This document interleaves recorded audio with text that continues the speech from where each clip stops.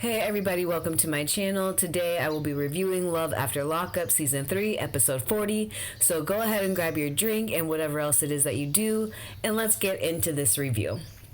So the first couple is Rachel and Doug. So we have Doug, and he's trying to contact his parole officer, probation officer, whatever you want to call it. He's trying to contact that person because he wants to go surprise his family the day before Father's Day. And we all know that Father's Day falls on a Sunday, so he's trying to go on a Saturday. And if you remember, the stipulations of him being at home are that he is not able to go out on the weekends at all. He's supposed to stay home. So he basically calls the parole officer. He keeps calling, but doesn't get an answer. So he decides that he's just gonna go, and he doesn't care what the consequences are. Rachel tries to tell him that he shouldn't go, but he's not really hearing it, and he's got his mind set, and there's nothing that's going to be changing it. So they just decide that they're going to drive down there. Now, I just really want to know why Rachel didn't say no, just flat out say we're not doing this, because she's the only one that can drive. So she really could have said no. And it's not like he has any money for an Uber. So if he was trying to surprise them, he needed her, not the other way around. So, yeah, I'm not sure where her head was at during that. So they pull up to his mom's house, and he surprises his family. They're all happy to see him, except for his mother. His mother doesn't want to see him because she's still upset about him going back to jail. And then Doug and his father have a moment, and they shed some tears, and they're just talking about how Doug got himself into that situation and how, he doesn't have anyone to blame but himself. So that was a very good moment for them to have. And then they talk about Rachel, and his dad said that she's a good woman and that he doesn't want Doug to mess it up. And it was kind of nice to see Doug have a vulnerable moment. So then they go back to the family after they have their little side conversation, and Ashley, who is Doug's sister, she puts out that little Dougie had a journal, and she found it, and basically, well, it was journal or letter, something like that, but basically she read it, and she told them that what he had written was that he's upset about his life, and Doug's other sister tells them to leave him alone, to leave little Dougie alone. He's been through a lot, which I agree, because his mother didn't take care of him, his father's been in jail. That must be a difficult hand to be dealt. So I think that she should have kept that to herself, and maybe that should have been a private conversation, because obviously he's hurting about something. So yeah, I didn't think that was right. I understand that he's a child, but that's his own private moment. And honestly, it sounds like he may be a little bit depressed. So instead of making fun of him, they need to reel it back in. Like, depression is real. Depression is real.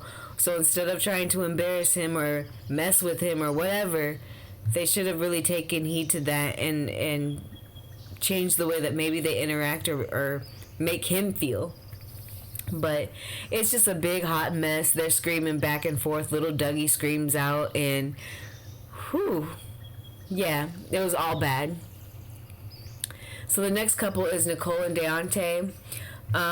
So we pick up where we left off last week. Nicole is at the hair salon, and she's calling her ex from jail, and she invites the girl to go out with them that night.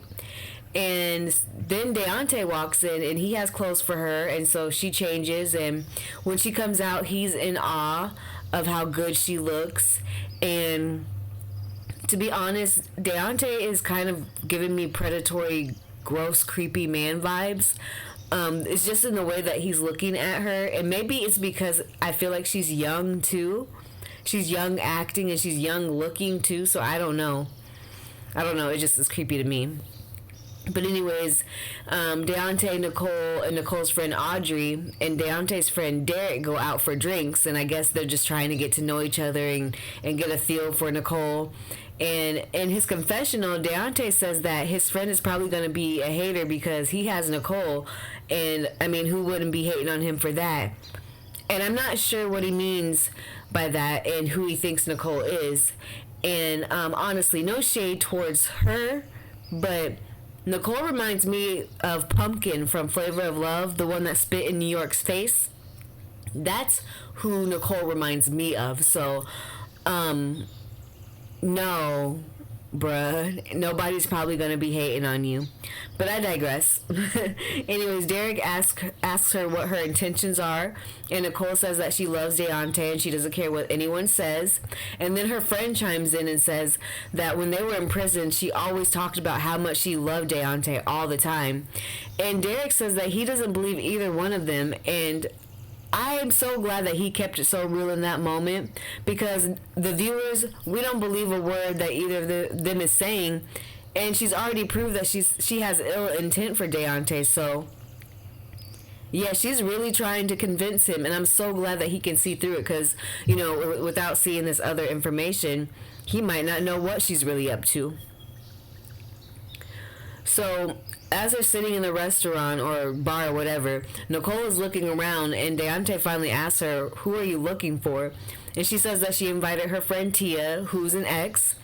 And Derek flat out asks if they've slept together, and Nicole admits that she did. And I'm not too sure if Nicole was drunk or if she just let it slip out, but I don't know. It just seems like she has zero respect for Deontay. She knows that Deontay will be there for her no matter what, so she no longer cares if she slips up or not. So I thought that was very telling of her. So they ask her more information about, her time in prison, and she tells them that she's had relations with 6 women while she was in jail. And then after she shares this information, they ask a couple more questions, and then she acts like she's mad, and she gets up and she goes outside. Well, while she's outside, she calls Tia, and she asks if Tia is coming, and she's not. And Deontay follows her outside and asks her who she's on the phone with, and she lets him know that she called Tia. And this is when he gets irritated, and he's upset because she's wanting to spend all this time with other people, but she can't even spend a night with him, her boyfriend, because they're not fiancés anymore. And they're outside, and they're just arguing about spending money, and Nicole says that she never asked him to do any of that, and that she would still be with him even if he didn't, and if he had no money, because she loves him. And so finally they go back inside, and she says that she will go to his house. And I don't know, I feel like she only said that so that he would kind of leave her alone, and so that she wouldn't stop getting gifts. So also, I just want to say that I'm glad that Derek wasn't letting up on her at all, because on the way out, Derek says that, yeah, you won't even be around for 2 months, and she says, yeah, I'll see you in 3 years, or something like that was exchanged. And I'm glad that he's keeping it real with her. But anyways, so they go back to the house, and they're making out on the couch, and Deontay's trying to do more, but Nicole says that they should wait. And so Nicole goes to her guest room, and she calls her side pieces, and then Deontay goes and he uses Nicole Jr., which is pretty strange. The whole dynamic of that relationship is really, really weird. I'm starting to feel like Deontay may oh gosh, how do you even say this? Maybe he's not aware of what is going on. Like, his brain can't understand what's happening. If you can read between the lines, something is going on there with him, and I hope that, like, eventually they go to his mom's house or something so that she can kind of feel the girl out, because right now I feel like no one is in his ear other than Derek, and he just thinks that Derek is a hater, so I feel like he needs it from somebody else. But knowing him, he'll probably think of an excuse anyway, so who knows? Who knows? So the next couple, really short, will be Anissa and Jeff. And so Jeff calls Anissa and tells her that he is able to see her because he got a day pass or something, and he's able to spend 3 hours with her, but they have to be at a specific location and they can't go anywhere else. So Anissa's all excited, and she thinks that she's finally about to get it in. So she goes to the halfway house, and when she's outside, Jeff calls again and says that he won't be able to see her because he doesn't have an ankle monitor on, and the guy that's supposed to be doing it doesn't have time to do it. And in the midst of him talking to her, he then asks her for $100. And I'm wondering, like, wait, if you can't see her, how are you going to get the money? I thought that you couldn't leave or anything. But he says that he talked to the guard, and the guard said that she could bring the stuff and sit it on a picnic table. And for some reason, that just doesn't make any sense to me at all. I feel like he's playing her. It's not adding up. It's not adding up at all. But I'm hoping that he can prove me wrong, because I really don't want her getting played on national TV like that. But, I mean, it is what it is. But as she's driving home from the halfway house, she starts to think that maybe she is getting used. And I hope that she keeps that in mind in every interaction that she has with this man, because he has no good intent for her. Yeah, he's going to end up breaking her heart, I think. So the next couple will be Stan and Lisa. And so Lisa is in a hotel room, and she's just confused about what happened the night before. The night before, Stan called her a bad mom because she was wanting to talk to her son. She was really concerned. He was going through a mental situation. And she's confused because she's put 8 months in the relationship, and when her son calls, Stan starts to act different. Basically, Stan didn't support her, and he kicked her while he was down. And, you know, she knows she's not a good parent, but it wasn't for him to say. That wasn't his place to tell her that. She already feels bad. And then Stan is outside of his house, and he's cleaning his car, and his friend Dash pulls up. Dash assumes that Stan hasn't returned his calls and texts because he's been laid up with Lisa. And Stan tells Dash that basically he's just recovering from the previous night or whatever. And I feel like he's just saving face at the moment because he doesn't want to tell the truth at first. But then he tells Dash what happened the night before and how he said that she wasn't a good mother. And he just got off to the wrong foot. And Dash has his little confessional to the side, and he says that maybe they just need to start over and have a new day one, because obviously somewhere down in the course of the night something went wrong, so maybe they just need a do-over.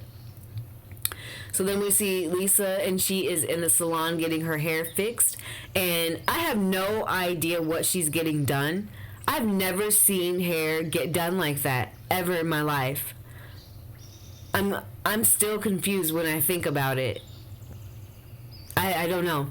But anyways, so she's telling her friend about what happened, and then Stan calls her, and he apologizes to her and asks if they can meet up. And she says, maybe, I don't know, send me the details. So I don't know if it's later that night or the next day, but Stan arrives at the location that they were supposed to meet up at, and Lisa isn't there. So he calls her, and she doesn't answer. And after an hour, she finally shows up. So she walks in, and he tells her that she looks good, and her response is, I know. And he's really trying to hype her up, and all she says is, I know, not thank you or anything like that, which, I mean, he deserves it. He shouldn't have insulted her first night out of prison. But they start to talk about what happened the night before, and Stan says that he's sorry and that he shouldn't have done it, and he blames what he said on lack of sleep and the wine. I don't know how, I don't think I agree with him. I think that may be how he actually felt, because he was throwing a fit in the moment because he didn't get to go down to the basement and be wrapped up in a straitjacket. But anyways, Lisa says that she'll give him the benefit of the doubt, but he has to reimburse her for the money that she spent for the hotel. Stan says that he will do that, and he lets her know that he really, really loves her, and he wants to get to know her, and he wants to grow with her. And he says, let's just go back to the house. Let's go back to the house. I still think he's being selfish, and I don't think that he has good intentions, like as far as comforting her. I think he just wants her all to himself as some kind of sex toy, to be quite honest. Hate to say it. And finally, we have Brittany and Ray. So Ray calls Brittany and he tells her that he is finally able to come home to her house, and Ray's going to be on home confinement, and that means that he can't go anywhere. The furthest that he can go is in the front yard and to the backyard, nowhere else. And Brittany's excited because she'll be able to be with him 24/7. And she goes on to tell us that while Ray was locked up, she had video calls with him and they got a little steamy. So she got a ring light so that he could see everything that was going on with her body better.